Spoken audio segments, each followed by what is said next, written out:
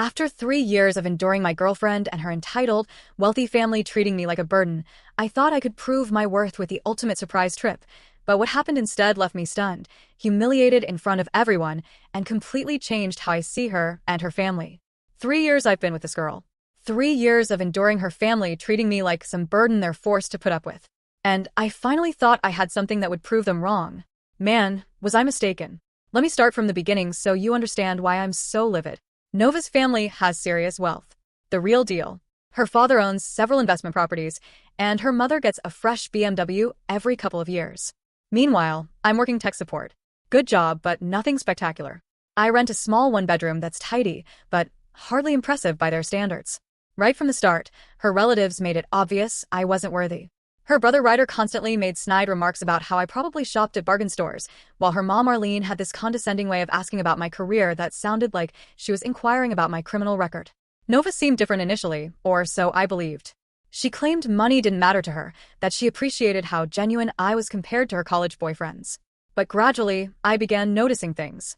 How she'd get uncomfortable at her friends' parties when I mentioned my workplace. How she dodged questions about our weekend activities because we couldn't afford the skiing or wine events her circle always planned. How her eyes would light up whenever her ex Thomas got brought up. Thomas. This guy appears at every family event like he's still part of their clan, which he basically is since Arlene treats him like her dream son. Investment banker, drives a Tesla, wears timepieces worth more than my rent. Nova insisted they were just friends, that he was like family. But I noticed how she'd laugh too enthusiastically at his stories and always found reasons to touch his shoulder during conversations.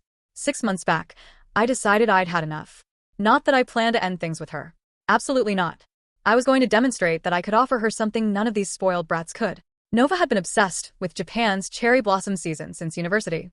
She had this entire Pinterest collection devoted to it, constantly discussing how it was her ultimate travel goal. So, I began saving. I took on weekend freelance work, sold my gaming equipment, survived on instant noodles and peanut butter sandwiches for months. I studied everything about Tokyo during Sakura season, crafted the perfect 2-week journey hitting every location she'd fantasized about. The reservation process was brutal. Cherry blossom time is peak season for Japan visits, so everything books up immediately and costs a fortune. I spent weeks researching flights, accommodations, and experiences. I ended up reserving a capsule hotel for part of our stay because, frankly, that's what my budget allowed, but I figured it would be an exciting, genuine Japanese adventure. I secured tickets to the Cherry Blossom Festival at Ueno Park, arranged a traditional tea ceremony, even splurged on a Mount Fuji excursion. The total came to nearly $8,000, which meant draining my complete savings and putting some on credit. When I finally had everything confirmed and printed out this gorgeous itinerary with pictures of every destination we'd explore, I was so thrilled I could barely rest. This was it. This would be the moment proving I wasn't some broke failure who couldn't provide Nova the lifestyle she deserved. This would silence Ryder and his endless jabs about my finances. This would show Arlene that maybe the guy who saves for months to fulfill his girlfriend's dreams is worth more than someone who just spends carelessly because daddy's trust fund makes it simple. I planned to surprise her at Ryder's monthly family cookout yesterday. These gatherings are always torture for me. 3 hours watching Nova's relatives and their country club buddies discuss their yachts and vacation properties while I smile and pretend to care. But I thought this occasion would be different. I thought I'd finally have my shining moment. The barbecue was at Ryder's mansion, this enormous place with a pool and outdoor kitchen that probably costs more than my yearly income. The typical crowd attended, roughly 15 people including Thomas, who'd apparently made the drive from downtown just for burgers and sides. I spent the opening hour listening to him describe his recent Dubai business trip, while Nova absorbed every detail like he was sharing the secrets of the universe. I grew increasingly agitated watching this display, but kept reminding myself it would all be worthwhile in 10 minutes when I revealed my surprise. I waited until everyone gathered around the pool area, beverages in hand, the perfect audience for my big moment. I pulled out the folder containing all the printed confirmations and itinerary, then cleared my throat. Everyone turned toward me, probably wondering why the struggling boyfriend was interrupting their exotic car rental discussion. Nova appeared curious, but not especially excited, which should have been my warning. I began explaining the trip, how I knew she'd always wanted to experience Japan during cherry blossom season, about all my research and the special locations I'd booked. I watched her expression, expecting joy, appreciation, maybe even happy tears. Instead, I witnessed her face slowly transform from confusion to something resembling revulsion. She took the folder and started examining the pages, her face reddening with each confirmation she read. The entire group had gone silent watching this unfold, and I realized this wasn't proceeding as I'd envisioned. Then she looked up with an expression I'd never seen before, like I'd handed her trash instead of a dream vacation, and spoke words that still echo in my mind today. But honestly, what happened next was far worse than anything I could have anticipated. I'll share an update later because I need to process what occurred and plan my next steps. Let's just say the 127 missed calls and 89 text messages I've received since last night suggest Nova is finally understanding what she just discarded. Update 1. Incredible, Reddit. The responses to my previous post have been amazing. Honestly, some of you predicted exactly what would happen. The person who said Nova seemed embarrassed about the capsule hotel was completely right. And whoever predicted she'd cause a scene in front of everyone must be clairvoyant, because that's precisely what occurred. So where I left off, Nova was reviewing my carefully planned itinerary, and her face was getting redder each second. The whole barbecue crowd was witnessing this disaster while I stood there like a fool, thinking maybe she was just overwhelmed by the surprise. Then she looked at me with pure contempt and announced in front of everyone that I was a pathetic loser who thinks she's some desperate anime fan who would get excited over Cartoonland. But wait, it gets much worse. She started waving the itinerary around like it was infected, asking loudly what kind of broke traveler books capsule hotels. She actually used those exact terms. Broke traveler. Then Arlene, her mother, began laughing like this was the most hilarious thing she'd witnessed, and added that even Nova's high school boyfriend had better judgment. I'm standing there trying to comprehend what's happening while 15 people stare at me like I just proposed with candy jewelry. Thomas is attempting to conceal his grin behind his drink, but failing miserably. Ryder is nodding like he saw this exact situation coming, and Nova keeps going, getting louder and more cruel with every word. She grabbed the printed tickets and confirmations from my hands and headed toward the outdoor fire pit they had burning. She turned back to the crowd and declared she was going to incinerate this garbage along with my final bit of dignity. Then, I swear this really happened, she winked at Thomas and asked if he was ready for real romance in Paris. Paris. This woman I've been dating for 3 years, living with for 8 months, who told me she loved me that very morning, is discussing Paris plans with her ex while feeding my $8,000 vacation to the flames. She actually said, "There goes your embarrassing fantasy," as she watched the papers burn. You know what the worst part was? Everyone applauded. Her entire family and friends gave her a standing ovation for humiliating me in the most vicious way imaginable. I just stood there for what felt like eternity, watching 3 years of my life and every dollar I'd saved go up in smoke. Literally, the only thing I managed to say was enjoy the fire before turning around and leaving without another word. The drive home was when everything truly hit me. Not just the embarrassment, but realizing this whole relationship had been fake. Nova didn't see me as her boyfriend. She saw me as some charity case she was temporarily stuck with until something better appeared. The way she looked at Thomas during her performance, how her family reacted like this was inevitable. How she already had Paris arrangements ready. This wasn't a spontaneous reaction to my gift. This was her escape plan.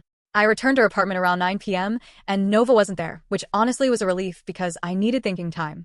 That's when I started connecting pieces I'd been too stupid or too infatuated to see before. Like how Nova never contributed to rent or groceries despite having trust fund access. How she'd been staying late at work more frequently lately, always with some excuse about project deadlines that never seemed to actually exist. How she'd been taking more private calls claiming they were about wedding planning for her friend's upcoming ceremony. The missed calls and texts began around 11 p.m. First just a few, then constant. She was still at Ryder's house based on the background noise in her voicemails.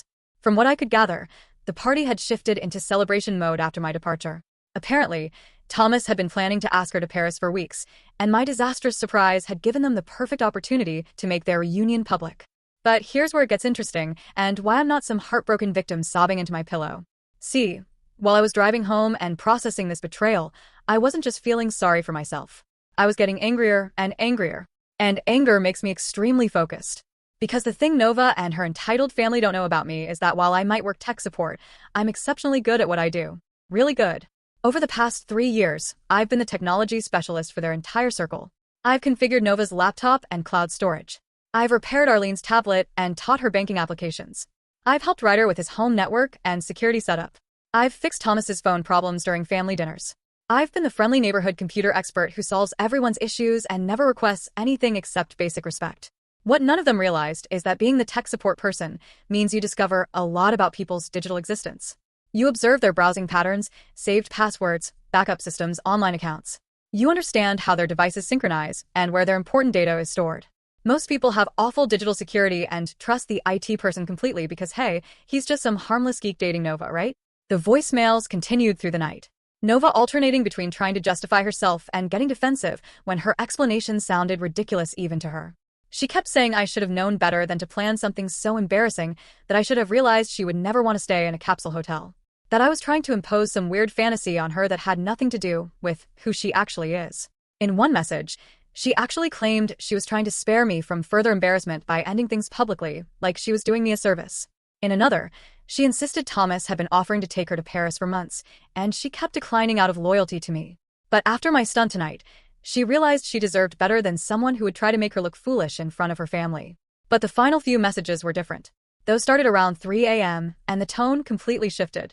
Suddenly, she was apologizing, saying she might have overreacted, asking if we could talk when she got home, saying she realized the trip planning must have taken tremendous effort, and maybe she was too harsh, begging me to answer because she was getting worried that I wasn't responding. I know exactly why her tone changed. And it wasn't because she suddenly developed a conscience. It was because someone at that party, probably after too many drinks, reminded her about a few practical realities she'd forgotten in her rush to publicly dump me for Thomas. Like the fact that I'm the only name on our apartment lease because I'm the one who qualified financially and handled all the documentation. Like the fact that her laptop and all her design work for freelance clients is stored on the cloud system I established and maintain. Like the fact that I'm the authorized user on several household accounts because she finds dealing with utility companies and service providers tedious. Tomorrow is Monday, which means Nova is going to come home expecting to have a lengthy discussion about how we can work through this misunderstanding. She's going to try to frame her public humiliation of me as some kind of communication breakdown that we can resolve if we just talk it through properly. She has no idea that I spent the hours while she was leaving me increasingly desperate voicemails doing some very thorough investigation into Thomas's recent business activities and Ryder's property management practices. Turns out when you're skilled with technology and highly motivated by rage, you can discover some very interesting things about people's financial situations. But I'm getting ahead of myself. First, I need to see how she plays tomorrow's conversation because I want to hear her try to justify what she did before I show her what 3 years of underestimating me is going to cost her. Update 2, Reddit. You won't believe how this conversation played out. Nova came home around noon on Monday looking like she'd been awake all night, which she probably had based on the number of increasingly panicked voicemails she left me. She entered our apartment like she was approaching a dangerous animal, all cautious and trying to read my mood. She started with the whole "I know you're upset and we need to discuss this" approach, settling on the couch and patting the spot beside her like we were going to have some mature conversation about our relationship. I remained standing by the kitchen counter because I wanted the distance. And honestly, I didn't trust myself to sit close to her without completely losing control. She launched into this lengthy explanation about how embarrassed she was by the trip planning. How she felt like I didn't truly know her if I thought she'd want to stay in a capsule hotel. How the whole thing felt like I was trying to force her into some version of herself that wasn't authentic. She kept saying she overreacted but that I had to understand her perspective. That she felt cornered and humiliated in front of her family. I let her talk for about 10 minutes before I asked her to explain the Paris comment and the winking at Thomas. That's when her whole reasonable adult facade started crumbling. She got defensive immediately, saying Thomas had mentioned Paris months ago as just a friend thing, that she only brought it up in the heat of the moment because she was trying to make a point about what real planning looks like. But here's where it got interesting. When I pressed her on what she meant by real planning, she couldn't help herself from explaining exactly why my gift was so inadequate. Apparently, the issue wasn't just the capsule hotel, though she spent a solid 5 minutes describing how mortifying it would be to tell her friends she stayed in what she called a glorified sleeping pod. The real problem was that I planned this trip without consulting her, without considering her social media presence, without thinking about how the photos would look or what story she'd be able to tell when people asked about her vacation. She actually said the words, "I can't post Instagram photos from a capsule hotel," like this was a completely reasonable thing to base travel decisions on. She went on about how Thomas understands the importance of experiences that photograph well. How his Paris suggestion included a 5-star hotel in the 7th arrondissement and dinner reservations at places that would make her friends jealous. This is when I realized that Nova's rejection of my gift wasn't really about the gift at all. It was about the fact that I fundamentally misunderstood what she valued and what she wanted from our relationship. To her, I wasn't a boyfriend who saved for months to make her dream come true. I was a boyfriend who didn't understand that her dreams were supposed to be expensive and enviable, not authentic or meaningful. She kept trying to explain this like it was reasonable, like I should understand that she needs a certain lifestyle to be happy, and that my Tokyo trip just highlighted how different our expectations are. She said maybe this was good for both of us, that we could figure out if we were really compatible or if we'd been fooling ourselves. That's when I asked her directly if she was planning to break up with me for Thomas. She got flustered and started backtracking, saying Thomas was just a friend, that the Paris thing wasn't serious, that she was just angry, and said things she didn't mean. But then she let slip that they'd actually been texting more frequently lately about her frustration with our relationship, and that Thomas had been encouraging her to think about what she really wanted in life. So there it was.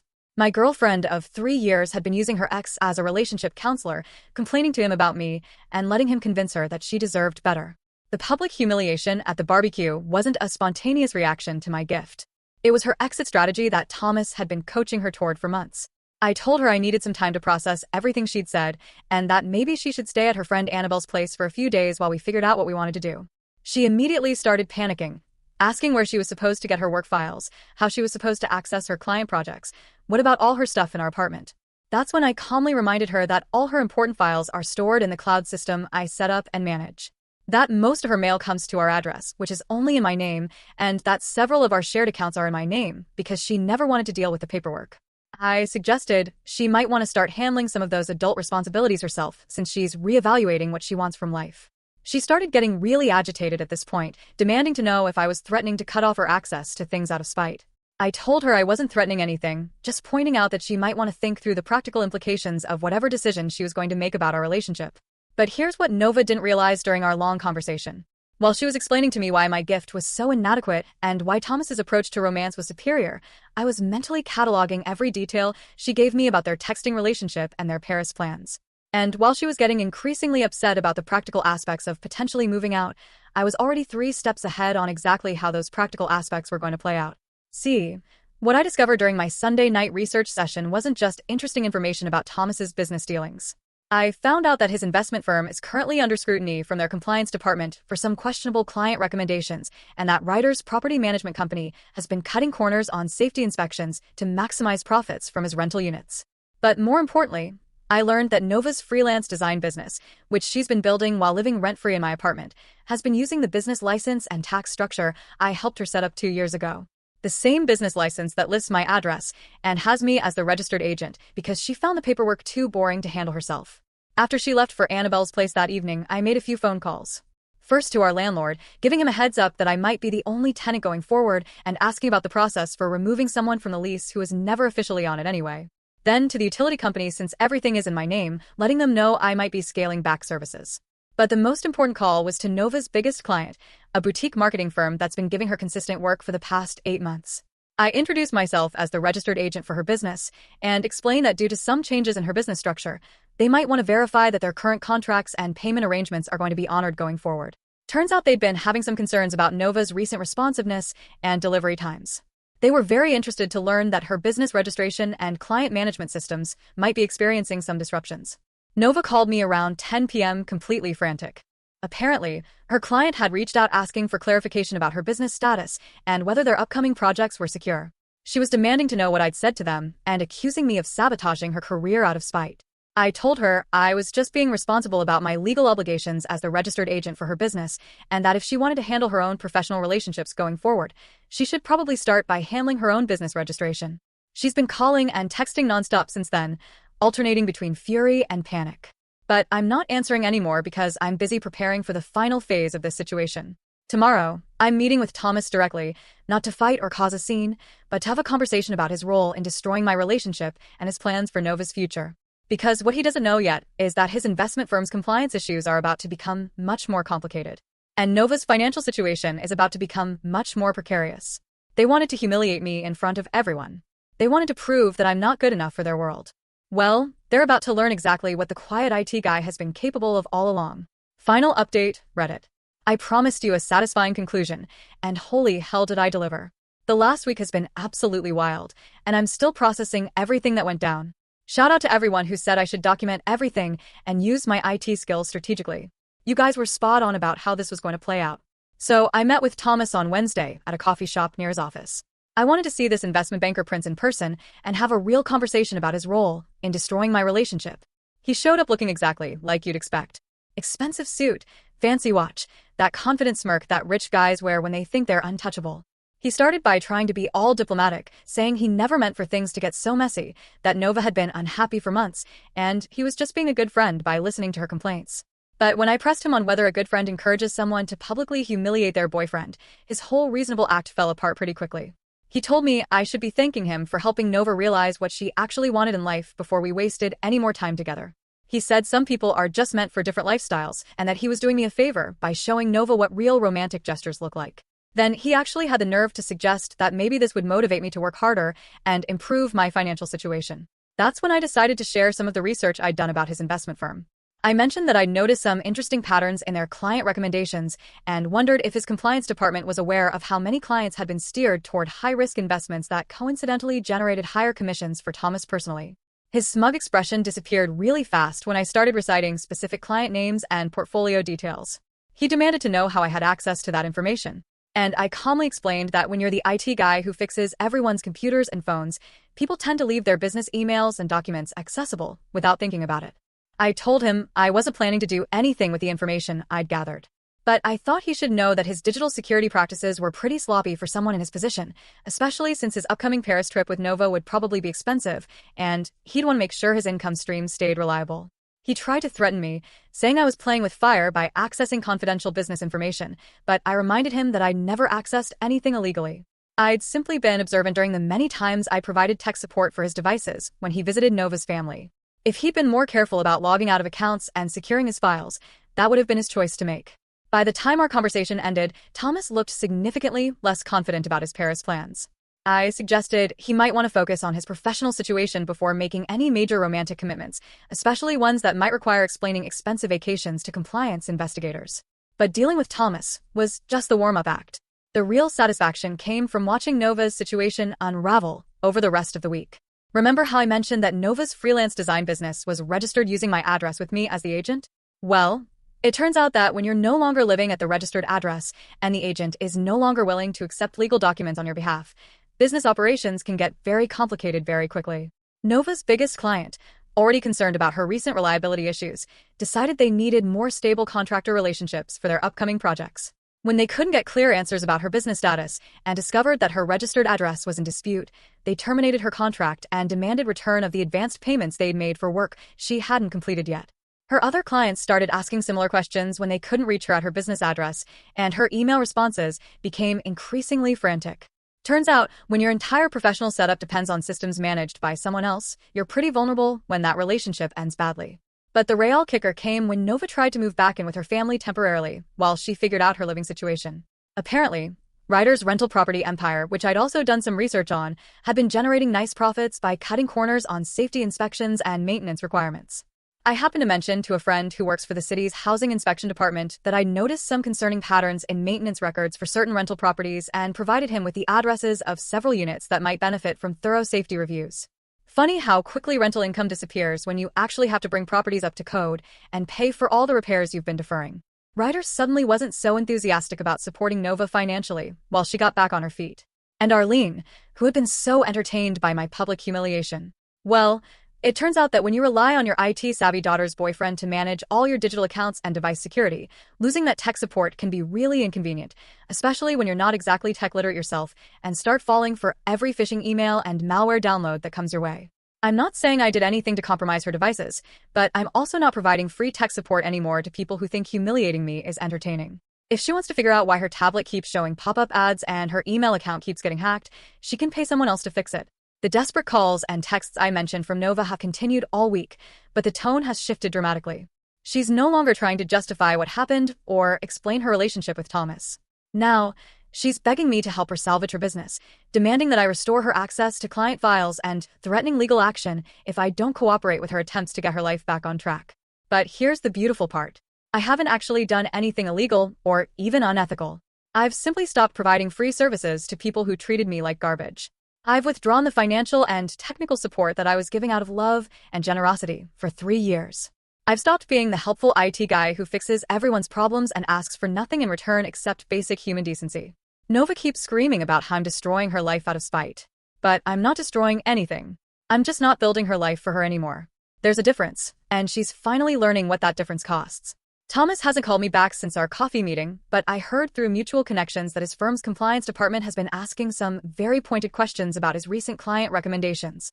Apparently, When multiple regulatory bodies start asking about the same patterns at the same time, investment firms take those inquiries very seriously.